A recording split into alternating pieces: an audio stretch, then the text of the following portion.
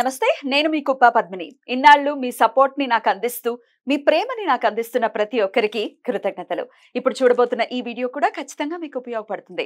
Like, share and subscribe చేసి మీ ఇష్టాన్ని అలాగే మీ సపోర్ట్ ని నాకు అందించండి. అలాగే ఈ వీడియో పట్ల మీ అభిప్రాయాన్ని కమెంట్ సెక్షన్ లో కమెంట్ చేసి నాకు తెలియజేయండి. నమస్తే.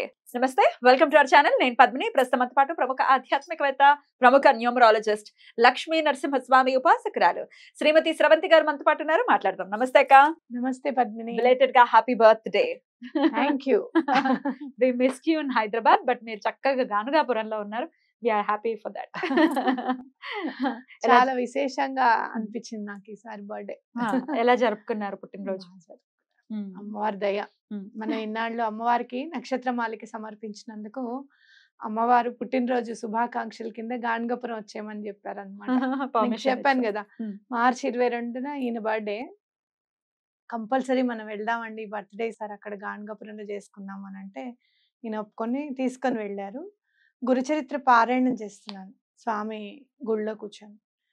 చదువుతుంటే ఒక తెలుగు ఆయన వచ్చి, మీరు తెలుగువారా అమ్మ అని అంటే, అవునండి అని అంటే, అమ్మ మీరు మళ్ళీ ఏప్రిల్ 21 కూడా ఇక్కడికి రావాలి అని అన్నారు. నాకు ఆశ్చర్యం అనిపించింది అనమాట. ఆయనకేం తెలియదు కదా నా పుట్టినరోజు అని. ఒక్కసారి సంభ్రమాశ్చర్యాలకు లోనే అని. ఏప్రిల్ 21 మీ పుట్టినరోజు, అక్కడే ఉన్నారు. చాలా చాలా సంతోషం. చండీ హోమం చేసుకున్నాము. చేసుకున్నారా? ఎలా జరిగింది? చాలా బాగా జరిగింది. అద్భుతం అద్భుతం. స్వామి ఎలా ఉన్నారు? చాలా ముగ్ధ మనోహరుడు. నరసింహ సరస్వతిని అసలు కళ్ళు తిప్పుకోలేము ఆయన చూస్తూ ఉంటే కదా. ఆయన తిప్పుకోలేము. ఒకటి శ్రీపాద శ్రీవల్లభుల్ని చూస్తే చాలా విపరీతమైన ప్రేమ కనపడుతుంది అనమాట. ఆయన కళ్ళలో అవ్యాజ్యమైన ప్రేమ కనపడుతుంది. అలాగే నృసింహ సరస్వతి స్వామి కళ్ళల్లో కరుణ కనపడుతుంది నాకు. చూసి వెంటనే బాపనార్యుల వారు గుర్తుకొస్తారు. బాపనార్యుల వారు ఇంత బాగుండేవారా, అందుకే శ్రీపాద శ్రీవల్లభులకి అంత చక్కగా అంత అందం వచ్చింది అని అనిపిస్తుంది అనమాట. తండ్రి తాతగారు కదా, సుమతి మహారాణి యొక్క తండ్రి గారు బాపనార్యులు. ఆయన చెప్తారనమాట, బాపనార్యులు సిద్ధమంగళ స్తోత్రం రాసింది కూడా బాపనార్యుల వారే అనమాట. అయితే ఆయన చెప్తారు, శ్రీపాద శ్రీవల్లభుల వారు నెక్స్ట్ జన్మలో నేను నృసింహ సరస్వతిగా, అంటే తండ్రి పేరు అప్పల రాజ నరసింహ శర్మ కదా, ఆయన పేరు తీసుకుంటాను, నరసింహ పేరు కూడా తీసుకుంటాను, అలాగే తాతగారి రూపంలో ఉంటాను. ఎంత అదృష్టవంతులో తాతగారు. అద్భుతం అక్క. ఇది మీరు అనుకున్నది కాదు, మన ప్రేక్షకులు అనుకున్నది.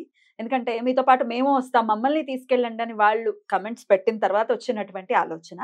ఎందుకు మనం అందరం కలిసి వెళ్ళకూడదు అని మీరు కూడా అనుకోవటం జరిగింది. వెళ్దాం కలిసి, ఒకవేళ మీకు వచ్చే ఇంట్రెస్ట్ ఉంటే చెప్పండి అని ఒక వీడియోలో చెప్తే అందరూ చాలా మంది రియాక్ట్ అయ్యారు, మేము వస్తాం వెళ్దాం మనం అందరం కలిసి అని. ఇప్పటికి 4వ సారి అడగటం. నన్ను మన వాళ్ళని ఎప్పుడు తీసుకెళ్తారు? తప్పకుండా తీసుకెళ్తాను. ఈసారి తీసుకెళ్దామని డిసైడ్ అయ్యి డేట్ అన్ని చూసుకుని వచ్చేసాను. అమ్మయ్య, చెప్పండి డేట్ కావాలి ఇప్పుడు నాకు. మే 25వ తారీఖు వెళ్దాం. మే 25వ తారీఖు. మే 25 చక్కగా శనివారం అయింది. శనివారం చక్కగా పొద్దున్నే బయలుదేరి వెళ్ళిపోతే మనము మధ్యాహ్నం 11-12 అక్కడ ఉంటాం. సరే, అక్కడ ఏమన్నా కుదిరితే మనకి భిక్ష చేసుకునే వీలుంటే స్వామివారికి భిక్ష సమర్పించుకోవచ్చు. ఆ టైం దాటి వెళ్ళిపోతే గనక మనం స్వామి దగ్గర ప్రసాదం తినేసేసి సాయంత్రం పూట స్వామి గుళ్ళో తప్పకుండా అర్చన చేసుకుందాం. సాయంత్రం పూట చేస్తారా లేదా అనేది కన్ఫర్మేషన్ లేదు, కానీ సాయంత్రం ఉందాం కంపల్సరీ. పల్లకి సేవ ఉంటుంది సాయంత్రం. పల్లకి సేవ చూసుకొని నెక్స్ట్ ఆదివారం మిగతా పనులన్నీ కూడా మనం చేసుకోవచ్చు అనమాట. అలాగే సంగమం దగ్గర కూడా సాయంత్రం వెళ్ళాలని ఉంటుంది నాకు. శనివారం సాయంత్రం సంగమం దగ్గరికి వెళ్ళాలని నాకు ఎప్పుడు ఉంటుంది. ఎందుకంటే శనివారం గనక రావి చెట్టు అశ్వత్థ వృక్షం చుట్టూరా గనక మనం తిరిగితే చాలా మంచిది అనమాట. ఎలాంటి కోరికలైనా బాధలైనా కూడా కోరికలు నెరవేరుతాయి, బాధలు తీరిపోతాయి. కాబట్టి ప్లాన్ చేసుకొని ఎప్పుడెప్పుడు ఎక్కడికి వెళ్దాం అనేది ప్లాన్ చేసుకుందాం. కానీ ఒకటి మాత్రం వాస్తవం, గాణగాపురంకి ఏ ప్లాన్ లేకుండా వెళ్తే స్వామిది ఉంటుంది ప్లాన్. ఈ టైం ఇది చేయండి, ఆ టైం అది చేయండి అని అప్పటికప్పుడు మనకి అన్ని వచ్చేస్తాయి అన్నమాట. ఆయన దగ్గర నుంచి ఆర్డర్స్ పాస్ అవుతూ ఉంటాయి. అదే మనం ప్లాన్ ప్రకారంగా చేసుకుంటే ప్లాన్ చేసుకునేవే జరుగుతాయి. వితౌట్ ప్లాన్ వెళ్ళామనుకో 2 రోజులు ఉంటాం, స్వామి ఏది అనుగ్రహిస్తే అది అని కనుక మనం వెళ్తే స్వామి అసలు నిజంగా ఒడి నింపి పంపిస్తారు. అది మాత్రం వాస్తవం. దానికి ఎన్నో తార్కాణాలు ఉన్నాయి. నెక్స్ట్ ప్లాన్ ఏంటి అని తెలియకుండా మార్చి 22 వెళ్ళడం. అమ్మ మీరు ఏప్రిల్ 21 రండి అని చెప్పి ఆయన అనడం. సరే ఏప్రిల్ 21 వెళ్దాం, మళ్ళీ ఇంకెప్పుడు వెళ్దాం అనే ఆలోచన ఏం లేదు ఇంకా. ఏప్రిల్ 21 వెళ్ళడం, అక్కడ హోమం చేసుకోవడం, స్వామివారి దర్శనం చేసుకోవడం, అలాగే పల్లకి ఉత్సవం చేసుకోవడం. పల్లకి తర్వాత ఆ రోజు దర్శనం చేసుకుందామా లేదా, ఎందుకంటే శుక్రవారం నాడు పల్లకి ఉత్సవం చూసాం. శనివారం పుట్టినరోజు నాడు ఏం చేయాలి, ఇది చేయాలనే ప్లాన్ లేదు అసలు. స్వామి దర్శనం చేసుకోవడం అంతే. లైన్‌లో నుంచుంటే ఒక ఆయనొచ్చి కొబ్బరికాయ ప్రసాదం ఇచ్చి, అన్నదానానికి మీరేమన్నా ఇస్తారా అనంటే, సరే మన చేతుల్లో ఉన్నదేదో మనం ఇయ్యగలిగింది మనం ఇస్తే, రండి దర్శనం చేసుకుందురని చెప్పి ఆయన దగ్గరుండి దర్శనం చేపిచ్చారనమాట. అట్లా అన్‌ప్లాన్డ్‌గా వెళ్తే ఆయన మనకి ఇంకా చాలా చేస్తారనేది నా నమ్మకం. సో, మనకి శనాద్వారాలు ఉందాం అక్కడ. ఏమేం చేసుకుందాం అనేది అక్కడ డిసైడ్ చేసుకుందాం. అయితే అక్క, నాకు అర్థమైన విషయం ఏంటంటే, నెలకోసారి ఒకే టైంలో మీరు స్వామి దర్శనం చేసుకుంటున్నారు. 22, 21, ఇప్పుడు 25 ఇంచుమించుగా అంతే కదా. ఏప్రిల్, మే, ఏప్రిల్, మార్చ్, ఏప్రిల్, మే. అద్భుతం అక్క. అదొకటి. ఇంకోటి అక్కడ ఉన్నప్పుడు ఒకళ్ళు ఫోన్ చేశారు. ఫోన్ చేసి అమ్మ ఎలా ఉన్నారు ఏంటి అని మాట్లాడుతున్నారు. క్లయింట్ అన్నమాట, పెద్దావిడ. అయితే అమ్మ నేను చాలా పెద్ద మిరకిల్ జరిగింది ఇవాళ. నేను గాణగాపురం వెళ్దామని మా వారితో మాట్లాడుతున్నాను, మా వాళ్ళతో. మాట్లాడుతూ ఉంటే వాళ్ళు అనాథాశ్రమం నడుపుతారనమాట. మాట్లాడుతూ ఉన్నాను. ఈ లోపల నేను వెళ్ళేసరికి ఆవుకి పెట్టిన గడ్డి మండిపోతూ, కాలిపోతూ కనిపించింది మంటల్లో. చాలా సేవ్ అయ్యారు. అక్కడ ఆవులును పిల్లలు దగ్గరలో లేరు. చాలా అదృష్టవంతులము. ఇలా గాణగాపురం వెళ్దామని దండం పెట్టుకోవడం వల్లనేనేమో పిల్లలందరూ కూడా ఏమాత్రం ఇంత దెబ్బ తగలకుండా ఉన్నారు. ఆవులకు కూడా ఎటువంటి అపాయం జరగలేదు. గడ్డి కాలిపోయింది అనంటే పర్వాలేదులెండి, అగ్ని పట్టారుకి ఆకలి తీరిందనుకోవాలి. దేవతలకి దగ్గరికే వెళ్ళిందని అనుకోవాలి. తప్పకుండా మళ్ళీ మీకు ఎవరో ఒకళ్ళు ఆవుకి ఇస్తారులేండి అని అంటే, మీరెప్పుడు వెళ్తారమ్మా గాణగాపురానికి అంటే, నేను ఇప్పుడు గాణగాపురంలోనే ఉన్నానండి, రేపు బయలుదేరుతా అంటే, మేము 29వ తారీఖు వస్తాం, మీరు మాతో రండి, మిమ్మల్ని తీసుకొని వెళ్తాం 30 తారీఖు అని అన్నారనమాట. అక్కడ ఉండగానే మళ్ళీ స్వామి ఎప్పుడు రావాలనేది డిసైడ్ ఇంకొకటి బోనస్ అట్లా అన్నమాట. అద్భుతం. సరే అక్క, అయితే ఈ 25వ తారీఖు అంటే మే 25వ తారీఖు, 26వ తారీఖు గణగాపురంలో ఉంటాం కాబట్టి ఎక్కడెక్కడి నుంచి ఎక్కడ స్టార్ట్ అవుతుంది యాత్ర అని అంటే, దానికి ఎక్కడ స్టార్ట్ అవుతాం మనం? ఇక్కడ మన ఆఫీస్ దగ్గర శ్రీనగర్ కాలనీలోనే స్టార్ట్ అయిపోతాము. అమీర్పేట్ దగ్గర మొదలవుతుంది యాత్ర. మొదలైపోతుంది. అక్కడి నుంచి మనం గాణగాపూర్ వెళ్ళిన తర్వాత మన టైం అనుసారం మనం ఏం చేసుకోగలిగితే అది చేసుకొని మళ్ళీ కల్లేశ్వర్ కూడా చూడాలన్నమాట. ఎందుకంటే గాణగాపురం యాత్ర సంపూర్ణం అవ్వాలి అంటే గనక సంగమంలో స్నానము, దర్శనము, అలాగే స్వామివారి నిర్గుణ మఠము అని అంటారు. స్వామివారి గుడిని, మఠంలో స్వామివారిని దర్శించుకోవడము, పల్లకి సేవ చేసుకోవడము, అలాగే కల్లేశ్వరుని కూడా దర్శించుకోవడం అనమాట. ఈ 3 మనం చేసుకొని శనివారం పొద్దున్న ఇక్కడి నుంచి బయలుదేరుతాము. ఆదివారం సాయంత్రం అక్కడి నుంచి బయలుదేరి రిటర్న్ అయిపోతాం. అయితే మే కాబట్టి కాస్త ఎండలు ఉంటాయి కాబట్టి ఏసీ అకామిడేషన్స్ ఉంటాయి కదా, ఏసీ బస్సు, ఏసీ రూమ్స్ అన్ని ఏసీ బస్సులు, ఏసీ రూమ్లే. ఎందుకంటే ఎండకి తాళలేం. ఇదివరకు ఎండలు కావి, చాలా మారిపోయాయి, మాడిపోతున్నట్టుగానే ఉన్నాయి. కాబట్టి అందరికి కూడా ఏసీ రూమ్స్, అలాగే ఏసీ బస్సు కంపల్సరీగా. కాకపోతే కొంచెం తొందరగా బుక్ చేసుకుంటే మనకు కూడా అకామిడేషన్స్ అవి చూడడానికి బాగుంటుంది అనమాట అక్కడ. ఎందుకనంటే బుక్ అయిపోతూ ఉంటాయి ఎప్పటికప్పుడు. గాణగాపురం నాకు చాలా అనిపించింది అనమాట. ఇంకొక 5-6 సంవత్సరాల్లో గాణగాపురాన్ని మనం అందుకోలేమేమో. చాలా ప్లాన్డ్గా మనం ఎట్లయితే తిరుపతికి అక్కడికి ఇక్కడికి వెళ్తూ ఉంటామో, అలానే గాణగాపురం కూడా చాలా ప్లాన్డ్గా వెళ్ళాల్సిన పరిస్థితి ఏర్పడాలి ఆ అదృష్టం. ఎందుకంటే అందరూ స్వామిని దర్శించుకోవాలి, అలా ఎదగాలి క్షేత్రం మొత్తం అని నేనైతే మనస్ఫూర్తిగా కోరుకుంటున్నాను. నేను 2002లో వెళ్ళినప్పుడు అడవి అన్నారు కదా, అడవి అసలు చుట్టూరా పొలాలు. టీ అంటే ఏంటో తెలియదు అక్కడ, టీ అమ్మడం అంటే ఏంటో తెలియదు అనమాట. అంత అసలు మనుషులు 12 అవ్వంగానే 10 to 12కి ఇంత గుండిగలు వండుకొని బయట నుంచోడము. అంతమంది పెడుతుంటే ఎవరు వచ్చి తింటారా అనిపించేది నాకు. అందరు తినేవారు. అన్ని గిన్నెలు ఖాళీ అయిపోయేది. మళ్ళీ సాయంత్రం ఏం లేదు, ఇంకా సాయంత్రం ఎవరింట్లో వాళ్ళు వండుకోవడమే. యాత్రికులకి ఏం లేదు. 22 ఏళ్లలో ఎంత మార్పు. చాలా. అసలు స్వామి నాకు ఒక్కొక్కసారి అనిపిస్తుందనమాట. స్వామి తప్పకుండా ఇక్కడేదో చెయ్యాలని డిసైడ్ అయ్యారు. ఎందుకంటే ఇన్నేళ్లలో మోసాలు పెరిగిపోయాయి పద్మిని. పాపం పెరిగిపోయింది. మోసం పెరిగిపోయింది. అట్లాగే జనాలని అంటే ఏ రకాలుగా ఎన్ని రకాలుగా ఏడిపించొచ్చో టెక్నికల్‌గా కరెక్ట్‌గా ఉండి నైతికంగా విలువలు లేకుండా ఏడిపిస్తున్నారు. టెక్నికల్‌గా అది కరెక్టే గదా అని అనిపిస్తుంది మనకి. కానీ మన చాలా చాకచక్యంగా మోసం చేయడం గూడా అన్నమాట. ఇప్పుడు ఎవరైనా చూడు ఎంత ఈజీ అయిపోయిందంటే మాది ఆన్‌లైన్‌లో అమౌంట్ పోయింది అనంటే, "నువ్వు లింక్ ఎందుకు క్లిక్ చేసావు?" అని అడుగుతున్నారు మనల్ని. ఏదోనండి ఏవో ఫోటోలో ఏవో వచ్చాయి క్లిక్ చేయమన్నాను అంటే, అంటే చేసేయడమేనా? చూడసలు మోసం చేసిన వాడికంటే కూడా మోసపోయిన వాళ్ళని తిట్టే పరిస్థితులున్నాయి ఇప్పుడు. ఏదైనా ల్యాండ్ కబ్జా అయింది అనంటే, "నువ్వు కాంపౌండ్ వాల్ కట్టుకోలేదా?" అని అడుగుతాం మనమే. అయ్యో! మేమైతే కాంపౌండ్ వాల్ కట్టేసి మీటర్ కూడా తీసుకున్నాం తెలుసా? అందుకే మా ల్యాండ్‌కి ఏమీ కాలేదు. అంటే అలా చేయకపోవడం కూడా ఒక పొరపాటన్నమాట. మోసం చేసిన వాడికంటే కూడా మోసపోయిన వాళ్ళని తిట్టే పరిస్థితులున్నాయి ఇప్పుడు. చాలా నిజంగా ఇప్పుడు మాత్రము స్వామి అండ ఉండాలి ఖచ్చితంగా. ప్రతి ఒక్కళ్ళకి ఉండాలి. ప్రతి ఒక్కళ్ళు కూడా స్వామి అండ అనేది అక్కడ వాళ్ళు ఫీల్ అవ్వాలన్నమాట. అయితే గురువు యొక్క దర్శనం రకరకాల ఏమిటి తీరని సమస్య అంటూ ఏది ఉండదు. రకరకాల సమస్యలతో బాధపడుతూ ఉన్నాం. కోరికలు నెరవేరట్లేదు అని అనుకుంటూ ఉన్నాం. నాకైతే పర్సనల్ నా లైఫ్ లో ఇల్లు అనే ఒక అద్భుతమైనటువంటి కళ. అదైతే నేను కళ కూడా కలగనలేదు. నాకు కూడా అదే. ఎందుకంటే బావగారు ఒక ఇల్లుని చూపిస్తాను నీకు ఎప్పుడన్నా, మన ఇంటి దగ్గర ఉంది. అట్నుంచి వెళ్తూ ఉండేవాళ్ళం. వెళ్తూ అక్కడికి వచ్చినప్పటికి కార్ స్లో చేసేవారు. ఇలా ఉండాలి ఇల్లు, మనం కూడా ఇలా కట్టుకోవాలి అని అనేవారు ఆయన. అంటే ఆయన ప్రాక్టికల్‌గా ఉండరా అని కాదు గానీ, నేను ఇంకొంచెం ఎక్కువగా ప్రాక్టికల్‌గా ఉంటాను నేను. మా ఇంట్లో అందరికంటే. మన వల్ల అవుతుందా అసలిది? అని ఎప్పుడు అనలేం గదా!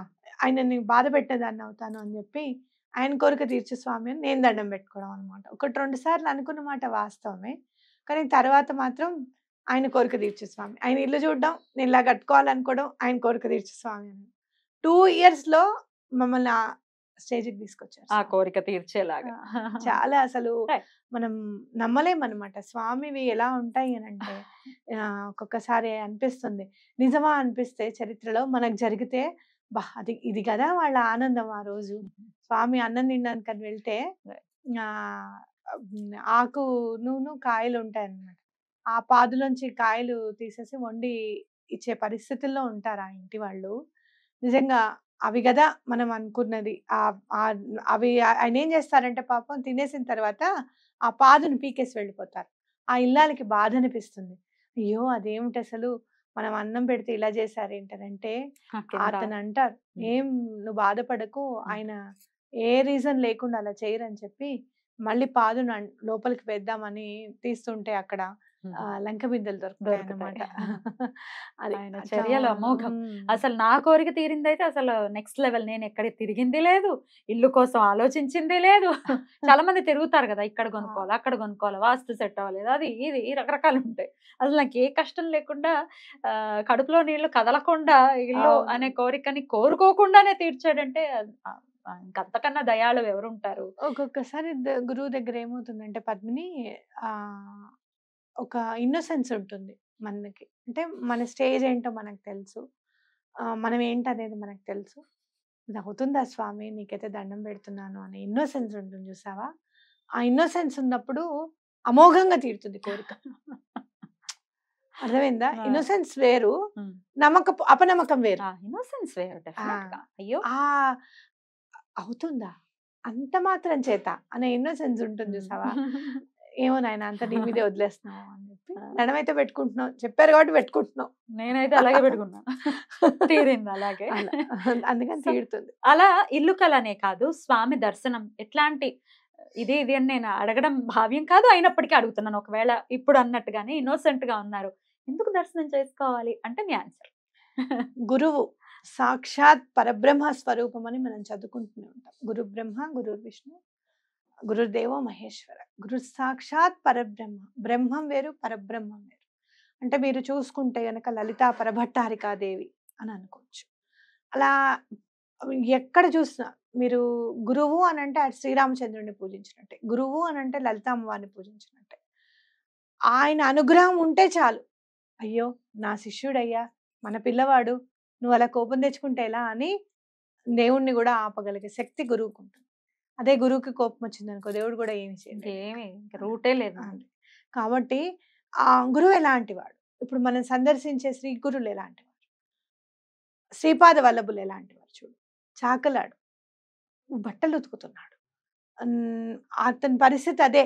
అతను అలానే ఉండాలి. అంత పెద్ద పెద్ద ఆలోచనలు, కోరికలు ఉండొచ్చా అని కాకుండా ఒక్కసారి అయ్యో! నేను రాజునవుతే ఎంత బావుండో అని అనుకున్నంత మాత్రం చేత రాజుని చేశాడు నెక్స్ట్ జన్మలో. నీ కోరిక తీరుతుంది నాయన అంటే అతను బాధపడతాడు. స్వామి నేను మోక్షం కోరుకోవాల్సింది స్వామి, తప్పైపోయింది స్వామి. ఆ క్షణంలో నాకు ఎందుకలా అనిపించిందో నాకు అర్థం కావట్లేదు ఇప్పటికి అంటే, నువ్వు చిన్నప్పటి నుంచి కష్టపడ్డావు కదా, అక్కడ చూడు ఎట్లా అనునయిస్తారో. నువ్వు చిన్నప్పటి నుంచి కష్టపడ్డావు కదా, అందుకని నీకు అలా అనిపించింది. నువ్వు నా మాట విని నువ్వు ఇది నెరవేర్చేసుకో, అప్పుడు ఇంక నీకు అడ్డు ఉండదు మోక్షానికి అని చెప్తారనమాట. అప్పటికప్పుడు ఇలా చూస్తారు. అతను అక్కడికక్కడే చనిపోతాడు. మళ్ళీ యవన రాజవంశంలో పుడతాడు. అప్పుడు మాట ఇచ్చినందుకు అతను ముస్లింగా పుడతారు. పుట్టి అక్కడ వ్రణం ఉంటుందన్నమాట తొడ మీద. కనిపించిన వెంటనే నన్ను కలుస్తావని చెప్తారు కదా, కలుస్తావని చెప్పారు కానీ నువ్వు బాధలో ఉంటావు, నీకు బాధ తీర్చేస్తానని ఏం చెప్పలేదు స్వామి, అప్పుడేం మాట ఇవ్వలేదు. కానీ వ్రణం ఉంటుంది కదా, నేను ఎలా అయినా సరే ఆయనను కలిస్తే నాకు తగ్గుతుందేమో అని చెప్పి ఇతను వచ్చి చూడంగానే ఆ వ్రణము చూసిన వెంటనే తగ్గిపోతుంది. అసలు తగ్గిపోతుంది టోటల్ గా అన్నమాట. అంటే ఏంటి, ముస్లిం కదా మరి గురువు ఎందుకని, అందుకని గురువుని మనం పూజించాలి. ఎక్కడ కూడా పేద ధనిక కులము మతము లేదు అని అంటే గనక నువ్వెవరివి, నువ్వు ఏమైనా పూజ చేసావా, నువ్వు నన్ను ఏమైనా ఇది చేసావా, వేదం చదువుకున్నావా, లేకపోతే ఎన్ని పూజలు చేసావా, ఇలాంటివన్నీ ఏవి ఉండవు గురువుకి. అందుకనే ఎవరినైనా సాయిబాబా ముస్లిం అని అంటే నేను అంటాను పంచమహాపాతకాలు చుట్టుకుంటున్నారు. ఒక గురువుకి మీరు మతాన్ని అంటగట్టి కేవలము పంచమహాపాతకాలు చుట్టుకుంటున్నారు. కాబట్టి అలాంటి పని చేయకండి. మీకు ఇష్టం లేకపోతే పూజించకండి, కానీ విమర్శించకండి అని చెప్పేది అందుకే అనమాట. కాబట్టి ఎటువంటి పరిస్థితుల్లోనూ మీరు గురువుని ఆశ్రయించాలి అనేది ఎందుకు అనంటే మన అర్హత అవి ఏమి ఆలోచించకుండా కేవలం మనం ఏం పుణ్యం చేసుకోబోతున్నామో చేసుకున్న దాని గురించి కూడా ఆలోచించరు. నన్ను నమ్మిన తర్వాత ఇంకా పూజ చేసుకున్నట్టే కదా, అవునా కదా, నమ్మిన తర్వాత ఇంకా పుణ్యం చేసుకున్నట్టే కదా, ఆ పుణ్యం ఖాతాలోంచి తీసుకుందాంలే అనుకొని గురువు నెక్స్ట్ జన్మలో ఉన్న ఆయుర్దాయాన్ని కూడా తీసుకొని వచ్చి ఈ జన్మలో అటాచ్ చేసి మనం బ్రతికిస్తారు. Beautiful beautiful. ఇంకా ఏ కోరిక కోసం అడుగుతాము, ఇది తీరుస్తావా అని అన్ని తీరుస్తాడు. నేను చెప్పాను మీరు వస్తారు కదండి, వచ్చినప్పుడు గురు చరిత్రలో మనం ఎప్పటికీ చదువుకోవాల్సిన అధ్యాయాలు ఏమిటి, అలాగే మీకు ప్రాబ్లమ్స్ ఏమన్నా మీకు ఉన్నాయి, పర్సనల్ ప్రాబ్లమ్స్ ఉన్నాయి అనుకో, అక్కడే కూర్చొని స్వామిని అడుగుదాం ఏంటి అసలు ఈ ప్రాబ్లం కి సొల్యూషన్ ఏంటి అని చెప్పి. నాకు దొరికింది సొల్యూషన్, అట్లా నేను చేస్తే మీకు కూడా అలానే దొరుకుతుంది అనేది నాకు ఖచ్చితమైన నమ్మకం. తప్పకుండా చేద్దాం. అది అక్కడే క్షేత్రంలోనే అందరూ వస్తారు. ఆధ్యాత్మిక యామి డైరెక్ట్ గా మీరు కనెక్ట్ అవుతారు. తప్పకుండా. మరి ఎక్కడ మొదలవుతాం, ఎక్కడి నుంచి స్టార్ట్ అవుతాం, ఎంత అవుతుంది, వీటన్ని డీటెయిల్స్ మీరు ఒక్కసారి కాల్ చేస్తే డీటెయిల్స్ ఇవ్వటం జరుగుతుంది. రైట్ అక్క, thank you so very much. నమస్తే. నమస్తే.